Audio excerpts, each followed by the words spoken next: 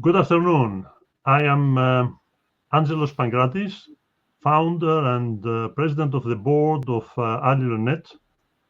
Allylon is the global Greek network for solidarity in the professional field. We are basically supporting our young generation, particularly in their efforts for professional insertion. It's my pleasure today to welcome Yannis Grigoriou. And this invitation is within the wider context of IdeaGen Global Impact 2030 Summit that will take place in a few days on July 18th, hosted by ACS, the American Community School, and Allylon. In this summit, Allylon is taking care of a couple of panels and interviews under the general theme of Greek energy transition to a sustainable future and geopolitical challenges in the Eastern Mediterranean. Now Yannis is on holidays on a Greek island, and I'm very grateful that he could take the time to be with us. Yannis is the right person to talk to us about the role of natural gas in the transition period and the stage of natural gas exploration, mainly in Greece, with some references to Cyprus. Yannis is a mining engineer from the National Technical University of Athens and a geophysicist, Master of Science at the University of Leeds in the UK. Yannis had a brilliant career. He started in '79 with the Public Petroleum Corporation, and he moved to the Hellenic Petroleum Group in 1998. He participated to very important projects in Greece, but also in other countries of Southeast Europe and North Africa. And he participated in important projects. He served during 6 years as an advisor to the EU Commission in the energy sector, and he's been appointed general manager and then CEO of Hellenic Petroleum Upstream between 2012 and 2020. He participated in very significant, projects and joint ventures, and he was in particular, he played a key role in the development and implementation of the agreements of joint ventures with Total, with Exxon Mobil, with Repsol, with Edison, and with Northern Aegean. Yannis is now elected vice president of the Continental Europe Energy Council, that has 75 energy companies as members, and he's also a partner in the Institute of Energy of Southeast Europe. Yannis has very kindly prepared the kind of PowerPoint presentation that he will introduce the very important theme that he will deal for us today. We will deal together today, and he will start with this presentation. And then we will talk as we move in the different steps of the presentation. Yannis, the floor is yours. Many thanks, Angelos, for this kind invitation. It's honor for me to be with you to discuss these items. I think that if there are hydrocarbons in the country or not, and the role that they can play for the entire region is an interesting thing. I was lucky and privileged to be working in the sector for more than 40 years in the Greek sector for exploration and production. and I think that we'll have an interesting discussion on that. Let me go through slides so that the presentation will be easily absorbed by our friends who are looking. So the topic is that I am quite sure, based on the experience and the exploration done so far, that the natural gas resources located in Greece and Cyprus could play a significant role for stability, peace, and prosperity, not only in Europe, but also for the countries in the Mediterranean. Let's go in a map of the greater area. You can see in yellow, the yellow schemes are the gas and oil fields in the area. You can see that in Greece there is nothing except in north, in Prinos. The dots are geological settings, don't give any intention to that. But let's start with south, in North Aegean, there is a fault strike, a geological strike from called Anatolia Fault, and the continuation is the Thrace Basin, where Turkey is producing gas, the Northern Aegean around Thermaikos and Prinos basins is the highly promising hydrocarbon area. The next area in Greece that is of importance is the continuation of the fields in Albania, which are extended to the onshore western Greece, and then the Apulian platform the Apulian platform, the geological term that has included all the Croatian and Italian gas fields in Adriatic, which are going down to Ionian Sea, and finally the Nile Delta, the Levantine Basin in Israel and Egypt are behind the Mediterranean ridge.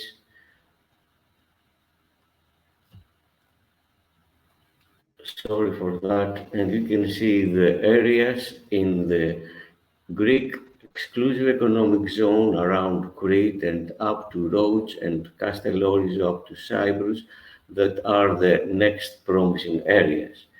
So the country has a significant potential in hydrocarbons.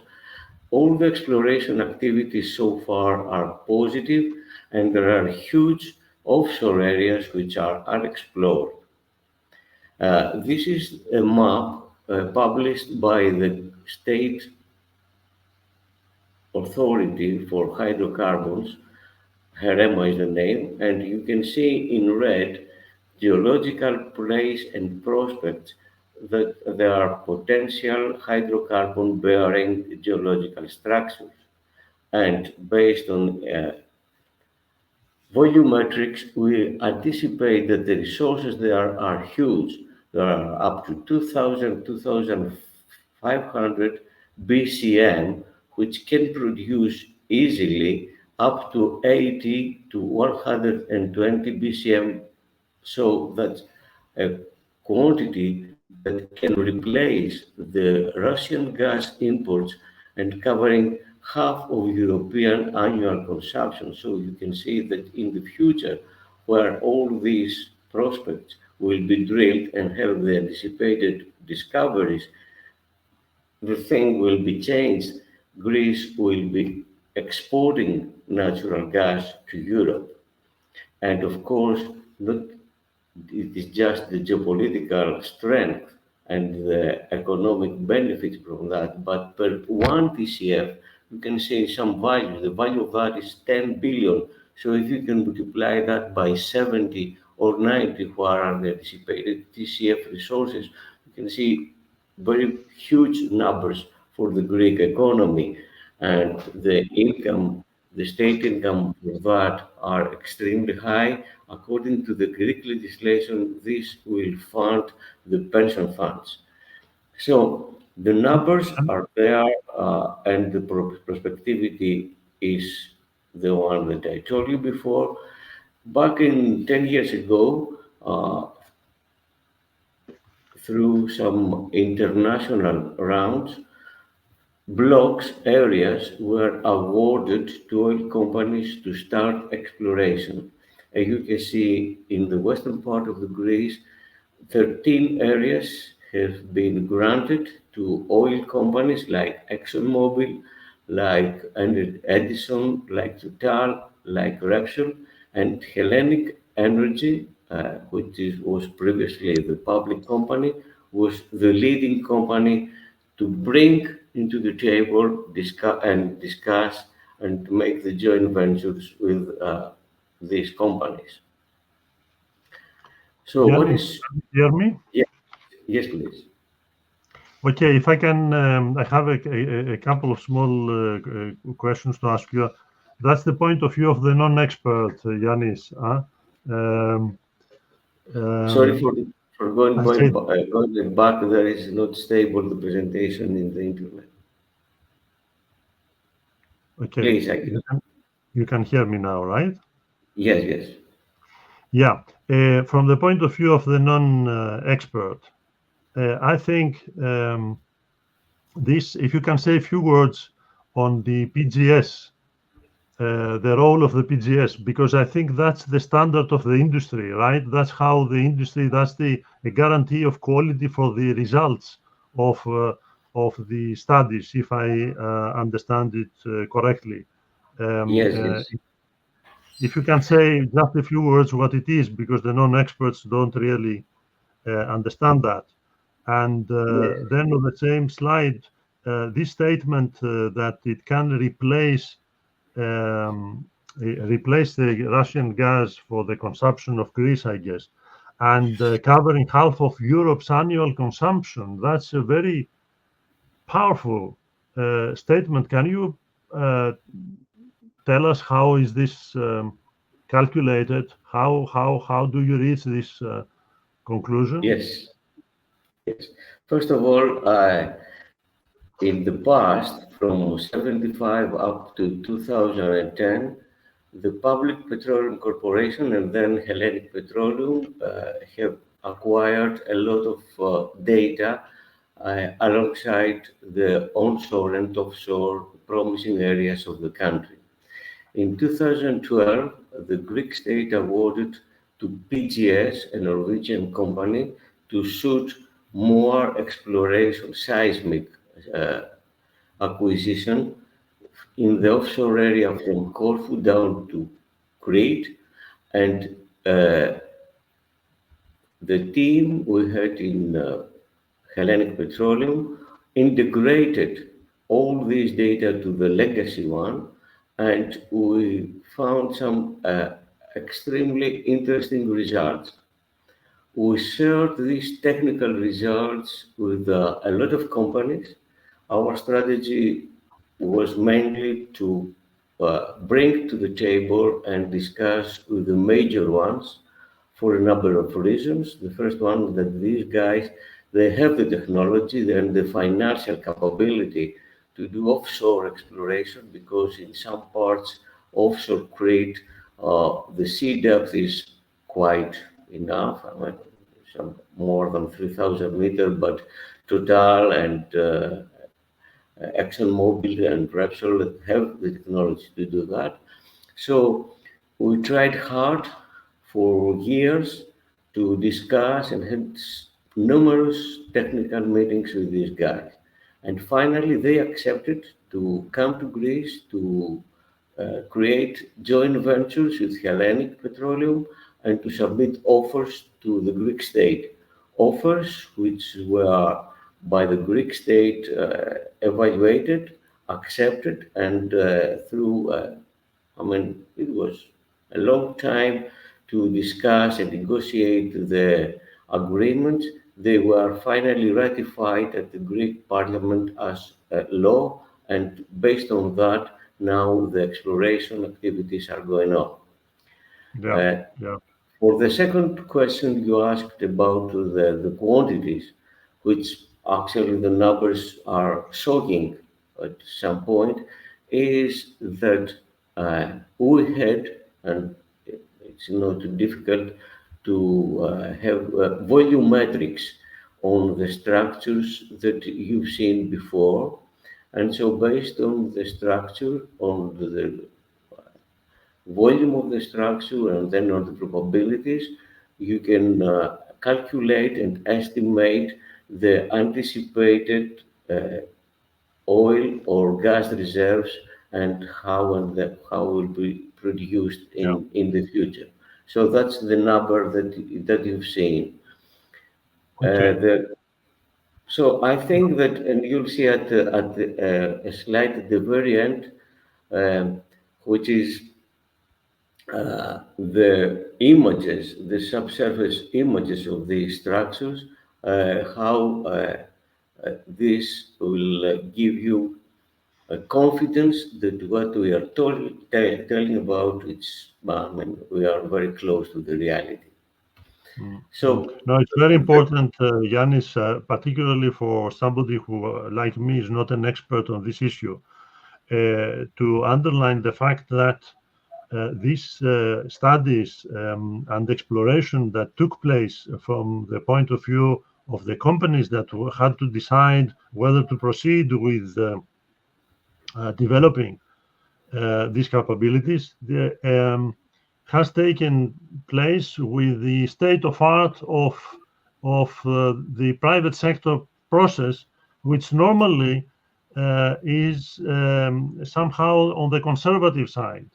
When the companies that are trying to decide whether they develop a field or a production capacity, they need to make sure that they don't overestimate what they have, and normally they are very cautious, and they make the first possible work of preparation and identification, because the question is, how certain are we about the existence of these resources?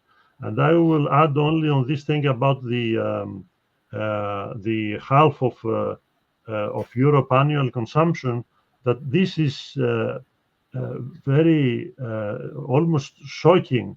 I mean, what we know, correct me if I'm wrong, but I mean, the biggest supplier, now that Russia is not anymore the biggest supplier, is Norway for the natural gas to Europe. And they produce, they are a big producer, they produce, they supply something like 25% of the needs of the EU. Talking about half of the needs of the EU, it's an enormously important thing that we are saying. I just want to underline that for the non-expert. It's yeah, very but important and very impressive. however, let's be very pragmatic on something. These numbers are based on studies made by the Institute of Southeast Europe, and they are based on the public data. The companies have their own data, their own estimates, which, although I was part of the teams and I know that, I cannot reveal that for confidentiality reasons. You should appreciate that all these companies are listed in stock exchanges, Of course. and whatever will be announced could be done only by them and in the correct time. So we are not allowed to disclose any of the data that these companies have and are working on that. We must be very sensible for that. So the numbers are based on institutional estimations. I'm not saying I am as concerned. My part is that they are very realistic, and but we cannot say anything at all for the companies themselves. So the companies are exploring, are getting their data, are doing their own estimations, and they are proceeding to the next steps of exploration based on the calculations and estimations they are doing. So what we know now is that, and you'll see that on the next slide.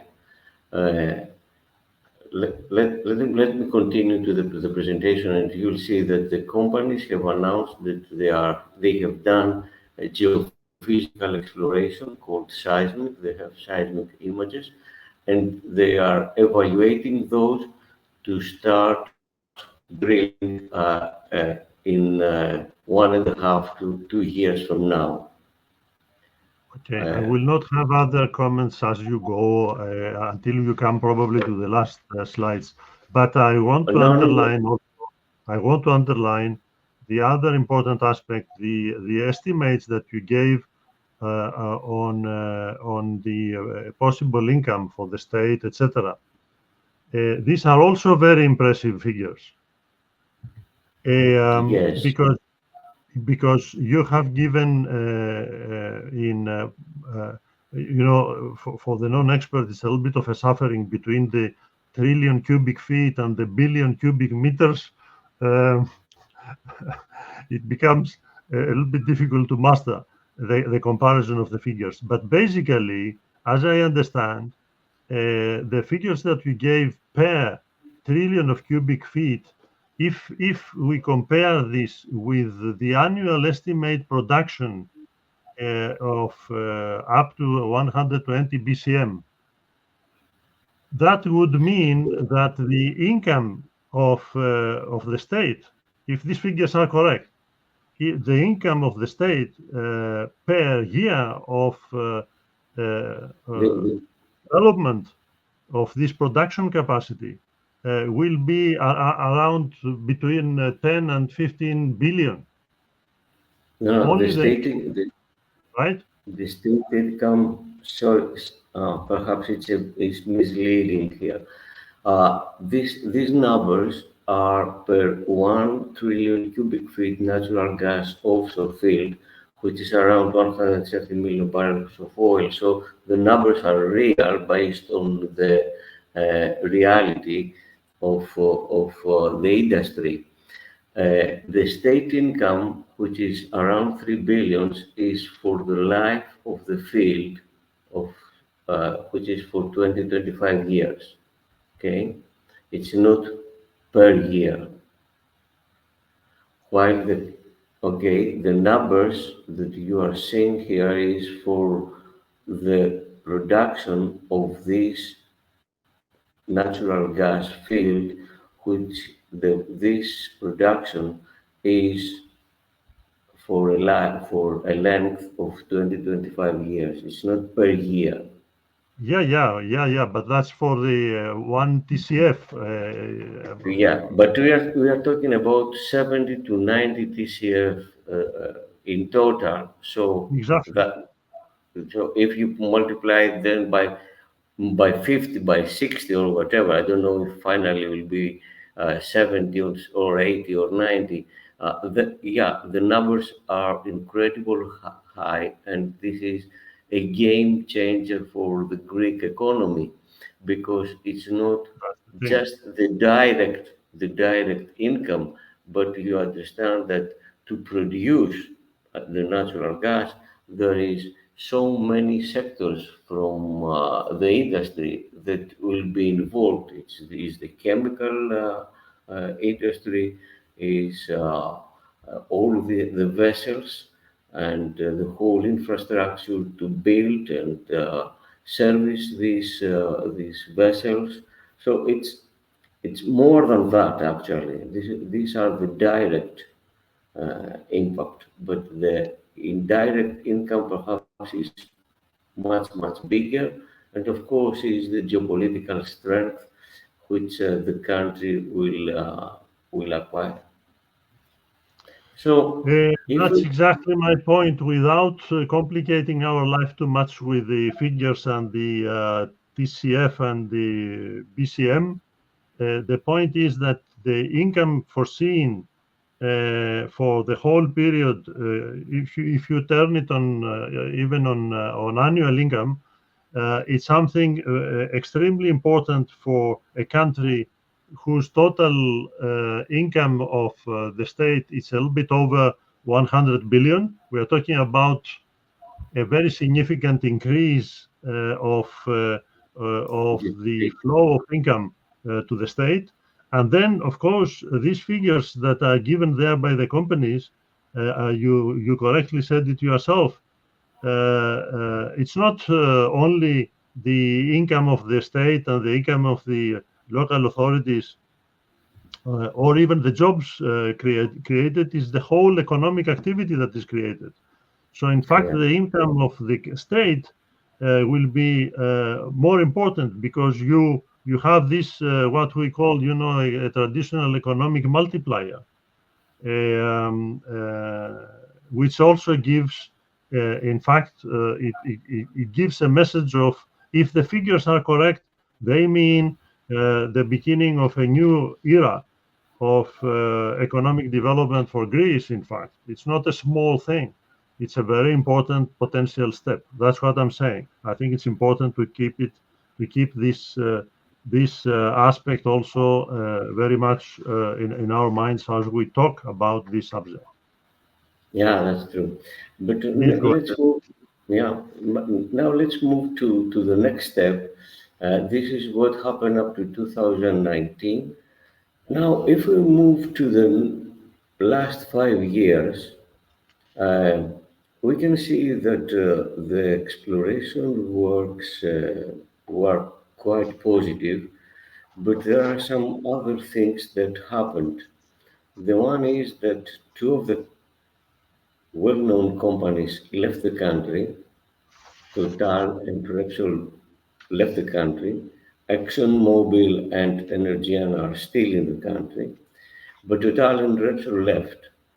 And also, excuse me, the onshore blocks were relinquished back to the state, while the one of the offshore blocks, the Patrikos block, which was ready to be drilled, was also relinquished. And you can ask, why is that? And what does this mean? And I think that this happened for a number of reasons. Uh, in the title, you see for unknown reasons, but I'm not going to details. But the companies relinquished the blocks, and all that is because it was a strong opposition, not from the local authorities, which were totally in favor of doing the exploration, but from some activists who started a number of events against the oil companies, and the companies could not go ahead with the exploration work, which was prevented. And so Total and Repsol, having a very bad experience for such activities from Italy and other places in the world, they decided to leave the country, and that was quite unfortunate. Uh, Personally, I'm very sad on that, and because the reality is that all these areas now you can see them in black circles are very encouraging for oil. Are the continuation from the blocks in Albania, which are producing, and all the results so far are quite positive. But it happened. These blocks have been given back to the state without concluding the exploration activities. And uh, in the contrary, in offshore, the activity is going quite well. The companies have sought geophysical surveys, what we call seismic, in 2D, in 2 dimensions, and 3D is like, say, X-ray and magnetic tomography of the subsurface. The companies have announced that the results so far are extremely good. You can see in that map, I'll try to explain that in easy words. The lines in orange are the lines where the seismic vessels are going taking seismic data, subsurface images. In yellow, you can see geological structures, the ones that you have seen at the beginning as red, which will be drilled in the future to discover hydrocarbons. And you can see that in some places, the lines or the orange lines where the vessels are going up and down are more dense, in a more dense grid, which means that the companies are very much confident that there is a potential and there is a potential structure to be drilled to discover hydrocarbons. So this map is nearby Crete. Is Exxon Mobil is the operating company, is the company who is leading the exploration. You can understand based on based on the brand name that something goes very well there. However, what is not positive is that are the messages that the Greek state sends to the market.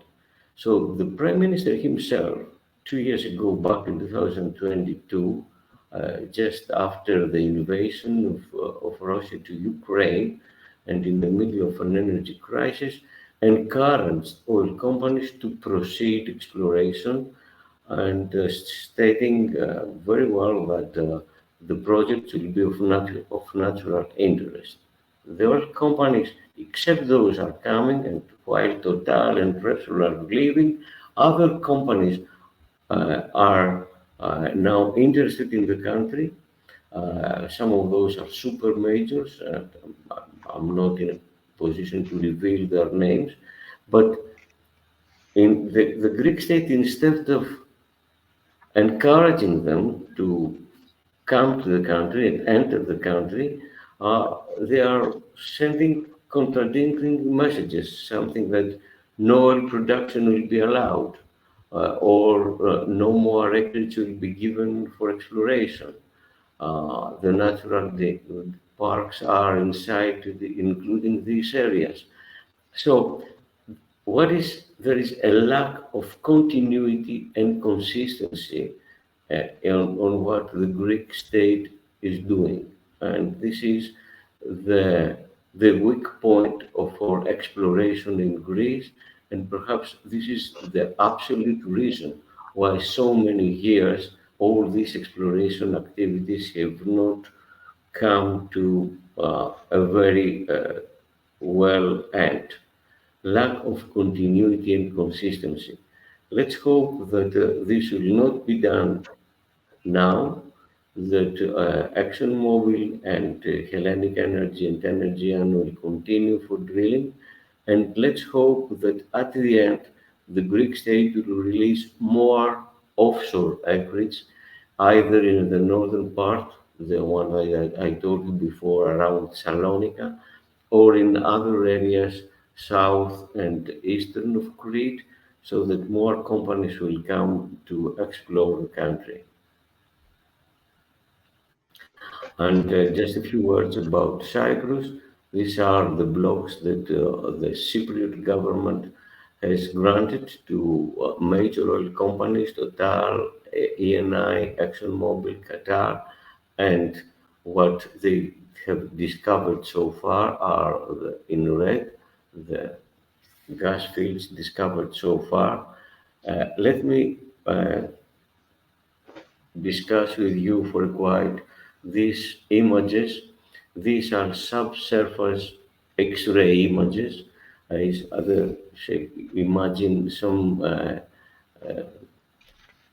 mountains who are buried down of sediments below the sea bottom, and I'm not allowed to tell you what is what, but the one of those is the Egyptian gas field called Zor, is the field that changed all the geological concept in the Southeast Mediterranean and gave to Greece and Cyprus confidence for going ahead. Is those images that have convinced the major oil companies to go to Cyprus and to Greece and doing exploration.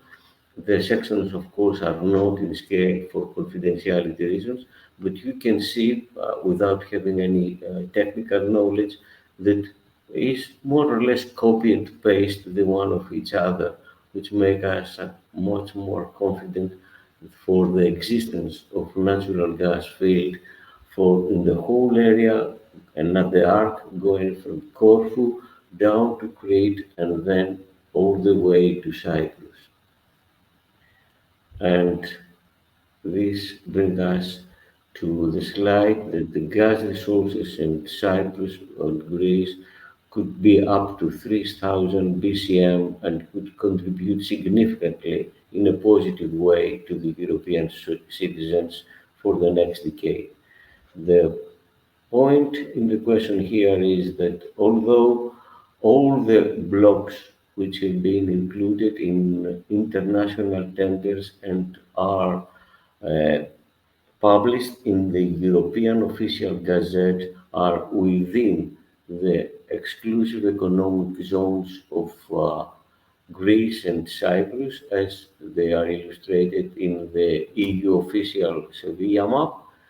Uh, we have seen that our neighbors, Turkey, is awarding the blocks in yellow between Rhodes and Cyprus to the Turkish petroleum company TPAO in an illegal way because these waters are in the international exclusive zones of Greece and Cyprus, not of Turkey.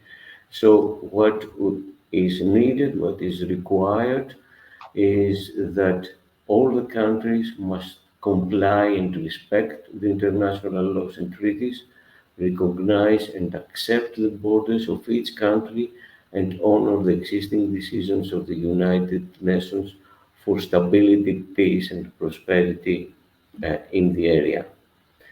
Uh, at that point, Michael, I don't know if you have any other questions to discuss. A couple of relatively simple questions considering the complexity of the issues involved, because of course you covered a lot of space with your comments. I have a few complementary questions. Yes. This thing of the next steps, I think you said already what you would like to see from the point of view of the government. We are talking about the wish that you would have for a national policy in on this issue, in the exploration of natural gas. Can you repeat the key points?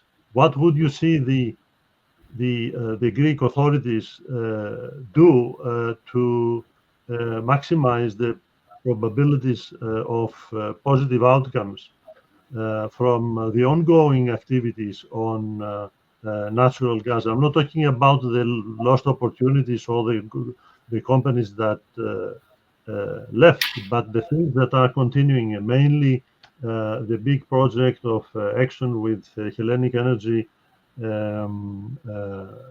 somewhere west of Crete. What would you think? What would be appropriate for the government to do, and what would it be appropriate to try to do with other companies that you say they are still interested to eventually consider a future activity in Greece? I think that the main point is that the state authorities is to follow what the Prime Minister told, that the project is of national interest.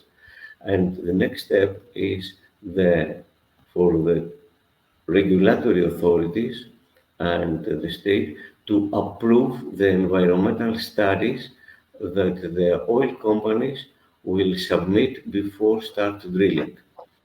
And according to the existing agreements between the state and the oil companies, which, as I told you, are ratified by the parliament as laws, there are significant constraints about the environmental issues. All the Greek legislation is very strict on that. They follow and they have incorporated in the legislation all the EU regulations. So the oil companies, I'm quite sure that they will follow that, and they have done so far with absolutely success. So what is needed is that the Greek state will overcome any bureaucratical, delays and unnecessary delays at some point, and provide the oil companies the support to go ahead for drilling. That's the one. And of course, to protect the oil companies from some actions from activists, which in the name of or in the name of the climate change or whatever, are doing things which are in not not correct, if I may use the word for the civilization as it is. At some point, we have to accept that we have to do things as industry, fully protecting the environment. There is no any discount on that. But so I think that the Greek state must protect the oil companies from activists. The second thing is that there are, as I told you from the very first slide, huge areas offshore unexplored.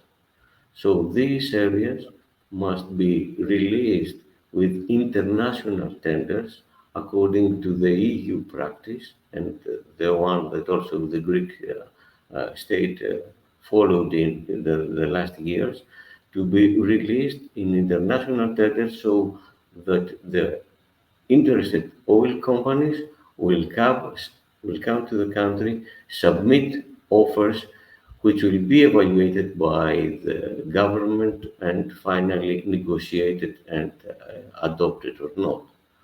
So these are the two things. And of course, this is what I told you before, continuity and consistency on what the Greek government is saying. That's very clear, Yannis. Thank you. Is there anything else? I think we all agree. It's obvious from any, analysis of the state of play that the more promising ongoing thing is this cooperation between Exxon and the Hellenic Energy close to Crete. Is there anything more that you can share with us on how this thing is expected to go? What will be the next steps as you understand? The next steps is what is according to the agreement with the Greek state and what the companies have announced, that currently they are evaluating the exploration results, and within the next year they will decide to go for drilling. This concern the blocks around Crete, And also, I think that at the same point is Hellenic energy with Energean for Block 2, west of Corfu, and for the other two blocks in the Ionian Sea, which are 100% operated by Hellenic energy.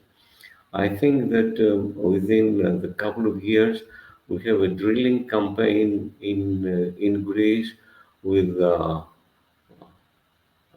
I'll be happy if I see 3 or 4 uh, uh, wells to be drilled. And of course, I think that something that I didn't mention before, because it will be done with one way or the other. Uh, it, the Greek state will support the oil companies for having some port facilities to support the offshore exploration, uh, which will be done, I think. Is this an optimistic note as a matter of principle, or do you see this developing already? Are there preparations? Are we organizing ourselves in order to benefit eventually from these positive evolutions that might still happen? Are we preparing the scientific stuff that we will need? Are we preparing our ports, or we just know that they need to be dealt with in an efficient way? Do you see these preparations, or we just believe that it will happen? I hope it will happen. There is no other way. There is no other way. I think that there is no other way other than the Greek state to proceed with that. The whole, the whole climate about that will be changed if the wells will be positive. But I'd like to emphasize also giving messages to the Greek state, which personally and a lot of people are doing that oil exploration, hydrocarbon exploration is not a casino, and it's not to bet on a well. You have, you should have a number of prospects of geological structures to be drilled and go ahead. According to what we know from the global hydrocarbon industry, the first well might not be positive, but this does not mean that the hydrocarbons are not there. You should drill the second well or even the third well to prove the existence of hydrocarbon. Yeah, So this is quite clear. So that's why I insist on continuity and consistency on the policy. Don't be disappointed. Go ahead, do what all the other countries are doing around us. All the other countries around Greece are producers, except us. So we yeah, have to do that.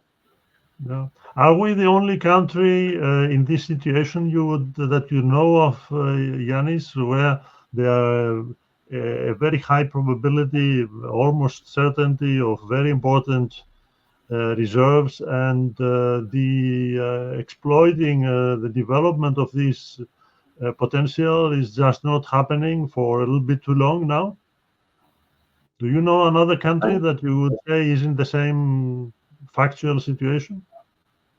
There are some countries that are even behind us, like Lebanon, uh, but there are other reasons why the delays are there, obviously. But Greece have been an EU country. I don't think that you have any at all reason to have any more delays. It's time to go ahead. It's time to discover the gas, the gas that is required, is needed, absolutely needed as the transition in the transition we have in the next 3-4 decades uh, for the change of the energy mix in Europe. So It's now or never. It's the last chance that we have, and I think that we have no other choice than going ahead. That's a very important formula that you use there, Yannis. Now or never. Huh? Yes, That's how you feel about the whole situation, the whole issue, in fact. but it is, yes, because the projects are quite mature. I mean, and Greece now is in the radar of the major oil companies. It was not just 10 years ago. We tried a lot the last 10 years to bring the major ones to look at the country, and now they are in, and others are interested. So I mean, we have to do that. Time flies, but if I can ask you, because you referred for several times now to these other companies interested that they could eventually even return, or could come again, or others could be interested to participate to a development if the right conditions are met. Would you have a comment about this issue, additional comment about this maritime parks issue that was announced by the Greek authorities? Would this be something significant? Would it be something very important obstacle or marginal obstacle to eventually more companies being interested to explore in other parts of the country? No, it's very simple. The companies would like to have acreage to explore. So the Greek state has to release acreage for exploration. If there is not, I mean, they cannot come. The way that the industry is working is that the state, who has all the rights for exploration and production of all the minerals, are releasing with international tenders acreage, and the companies are coming. If there is no acreage, to come where? To do what? So everything is on the hands of the government and the Greek state. Um, I think this was a very rich discussion, Yannis. Let me just remind in the simplest possible way that the situation that Yannis explained so nicely is in its substance, it's very simple. First, there is a very serious probability, almost certainty, of existence of serious reserves of natural gas and other hydrocarbons in Greece. Second, if the estimates that are available now are correct, and they are certainly very serious, they have all the guarantees of the art of exploring according to global standards, then the impact for Greece in its totality, in terms of revenues of the state, in terms of impact to municipalities, in terms of overall economic activity, in terms of potential for the country to move away from this period of stagnation we are in since the memorandums of understanding on the debt, where we are in the process of becoming, that Greece is in the process of becoming the poorest country of the European Union, whereas 15 years ago we were at the middle level among the standards of living in the EU, and in fact we are losing ground towards everybody else, and I think it's only Bulgaria that still is below the level of GDP per capita of Greece, and the dynamics even there are not in our favor. So these are the data that we mentioned in our discussion. If they are correct, and they seem to be very, very serious, they give a chance of something different, a very different future for our country. This is the second point. The first is the reserves. The second point is the potential of these reserves as we understand them, as we discussed them today, thanks to your good input. The third key element that I retain from our discussion is this thing about the unknown reasons of the difficulties that companies met, that development activities did not fly. We had during the last 2-3 years the extraordinary situation that you described very well, where we had excellent results of the exploring of the potential of the reserves of the country, and companies leaving, abandoning their fields or their areas of exploration. Now the best hope is the three remaining companies. I'm not going to repeat. We talked about this: the Exxon, the Hellenic Energy, and the Energean. You explained this very well, and I would say that you talked about hope. I think we will all feel better when we will be able, maybe the next time we talk, to talk about the strategy, about the vision, the proactive program of implementation of what you requested, rather than the hope that it will happen. I would end from my side with one additional small but very important point, which is that we should not forget during these discussions that we are not in a normal period. About energy was always important, but it's not even a normal period about the situation of the energy and the energy transition. We are in a situation of profound global crisis related to energy. The EU is losing ground in competitiveness in a big way towards its big competitors, China and US, and Greece is tested. And we are under very significant pressure from the whole evolution of our economic situation that I don't want to repeat. We are losing ground constantly. We are not ready to really face probably nobody is ready under the current international circumstances. But we will certainly face big challenges, economic and security related. And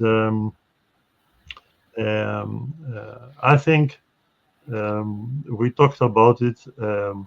There is probably a lesson from ancient wisdom that probably we should listen, we should hear again, where you will explain a good practice of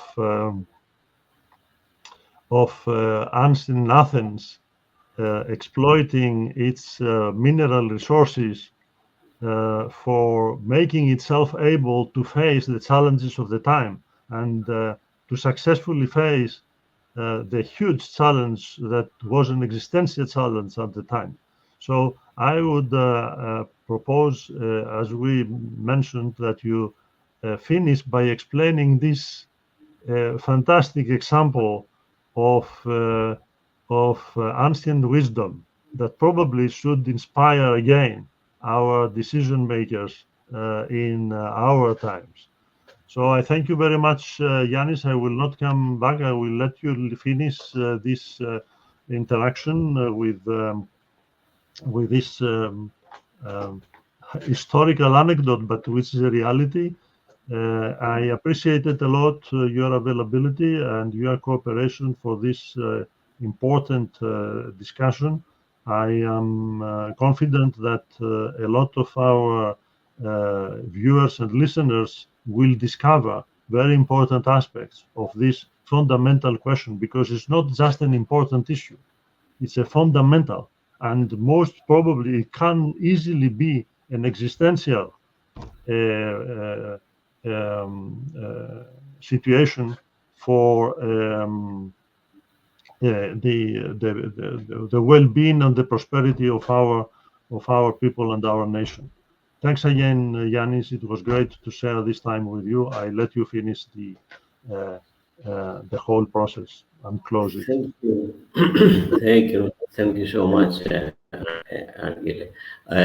Let me finish the discussion with a piece of history from our history, and what I'm going to tell you is just a small part from some books published by one of my professors in the National Technical University, who was Minister of Energy back in 70s. Konofagos is the name of that guy that was marvelous teacher, and not only. And this is a marble column, which you can see if you go around the Athens ancient agora, just at the foothills of Acropolis. And if you look at that carefully, you can, sorry, you can read in Greek, of course, some words like those: work program, negotiations, royalties, investments, health, safety, environment, which are the words which are written in the agreements for mineral exploration today, and especially for hydrocarbon exploration. All these are words written in the existing agreements for exploring Greece. But these words were written in the first licensing round for mineral exploration and production, which is written ever in the world. What happened is back in 4800 before Christ, silver was discovered nearby Athens.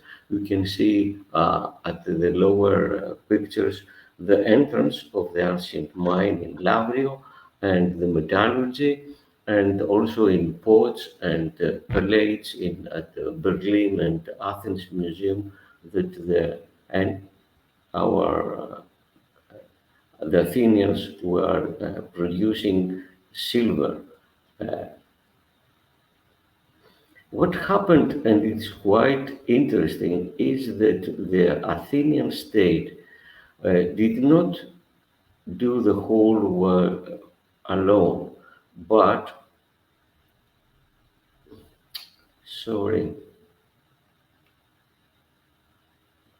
what they did is that they had round, not international, it was not international, they released tenders, and they invited the Athenian citizens, the rich Athenian citizens, to discuss with the state how they should go to Lavrion and produce as private investors the silver. The silver was not produced from the state itself, but by private investors. And the whole agreement between them was written in marble, and it is not inferior on what we are doing today. What was quite important is that the negotiators were chosen by lot amongst the citizens, were changed every 6 months, and the lease agreement was also ratified by voting in the parliament. The citizens, the investors, after having exploited the silver, were given to the state royalties as if they are doing today, if they produce gas. The metallurgy used at the time was impressive, and they produced 99.9% pure silver, and they produced the famous Athenian drachmas. Athens was quite big at the time, so drachma was the dollar at the time. At the other side were the Persians who would like to conquer Greece, and after Thermopylae, they were asking again from the Greeks earth and water. Athenians had a very brilliant leader, Themistocles was the name of that leader, who convinced the Athenian citizens instead of sharing the royalties from the silver mines to build triremes, warships, to fight the Persians. And they did that. They agreed amongst them, the Athenians, and they built triremes.